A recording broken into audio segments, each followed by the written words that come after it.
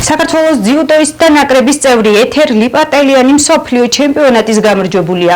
25 წლის სპორტსმენმა უნგრეთის დედაქალაქში 57 კილოგრამ წონით კატეგორიის ფინალში იაპონელი მომო ტამაოკი იპონით დაამარცხა. ეთერ ლიპარტელიანი პირველი ქართველი ქალი ძიუდოისტია, ვინც მსოფლიო ჩემპიონატის ტიტული მიიღო. მსოფლიო ჩემპიონმა ეთერ ლიპარტელიანმა გამარჯვების შემდეგ გულშემატკივრებს მადლობა გადაუხადა.